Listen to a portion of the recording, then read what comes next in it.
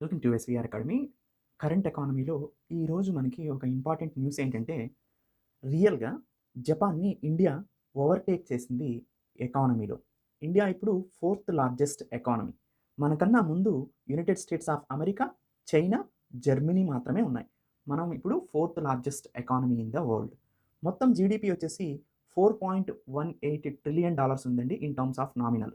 Nominal terms అంటే simple example ఏంటి అనంటే ఇన్‌ఫ్లేషన్‌తో కలిపి అనమాట. రియల్ అంటే ఇన్‌ఫ్లేషన్ అడ్జస్టెడ్ అని అర్థం. అంటే ఒక బిస్కెట్ ప్యాకెట్ 2010లో రూ. 10 ఉందండి. అదే బిస్కెట్ ప్యాకెట్ రూ. 15 ఉంది. జీడీపీ కాలిక్యులేట్ చేసేటప్పుడు గనక కాన్స్టెంట్ అయిన ఆ రూ. 10ని కాలిక్యులేట్ చేస్తే మనం దాన్ని రియల్ జీడీపీ అంటాం. లేదు పెరిగిన ధరని కాలిక్యులేట్ చేస్తే జీడీపీలో ఏ వస్తువుదైనా దాన్ని మనం నామినల్ అని పిలుస్తామనమాట. ఇంటర్నేషనల్ మానిటరీ ఫండ్ కూడా 2026 వచ్చేసరికి $4.5 ట్రిలియన్ ఎకానమీగా మనల్ని ప్రొజెక్ట్ చేసింది. ఇండియా ఇంత అచీవ్‌మెంట్‌ని ఎలా సాధించగలిగింది అంటే లాస్ట్ 3 డికేడ్స్ నుంచి కూడా మన యావరేజ్ గ్రోత్ రేట్ అప్రాక్సిమేట్‌గా 6.7% కన్నా ఎక్కువగానే ఉంది. దాంతో పాటు స్ట్రాంగ్ డొమెస్టిక్ డిమాండ్ ఉంది. అంటే భారతదేశ ప్రజలే ఎక్కువగా వస్తువుల్ని, సేవల్ని కొంటున్నారు. అండ్ రీసెంట్ గవర్నమెంట్ రిఫార్మ్స్ కూడా మనం ఫోర్త్ లార్జెస్ట్ ఎకానమీగా మారటానికి కారణం. ఒకటి goods and service tax implementation, one national market, insolvency and bankruptcy code అంటే బ్యాంక్స్‌ని క్లీన్‌గా ఉంచటం, డిఫాల్ట్ కాకుండా ఉంచటం, టూ బిగ్ టు ఫెయిల్‌గా మార్చటం. తర్వాత డిజిటల్ పుష్ ఇవ్వటం, మ్యానుఫ్యాక్చరింగ్ ఇన్సెంటివ్స్ ఇవ్వటం వల్ల భారతదేశంలోనే మ్యానుఫ్యాక్చరింగ్ అయ్యేలాగా చూడటం, ఆత్మనిర్భరతని సాధించటం. ఇవన్నీ కూడా బాగా ఉపయోగపడినాయి. గ్లోబల్ కాన్ఫిడెన్స్ కూడా దీనికి తోడైంది. ఏంటంటే అటు వరల్డ్ బ్యాంక్ గానీ, ఓఈసీడీ గానీ, ఏడీబీ ఏషియన్ డెవలప్‌మెంట్ బ్యాంక్ గానీ భారతదేశం యొక్క గ్రోత్ రేట్‌ని 2027 వరకు కూడా 6-7% ఉంటది అని ప్రొజెక్ట్ చేయటం.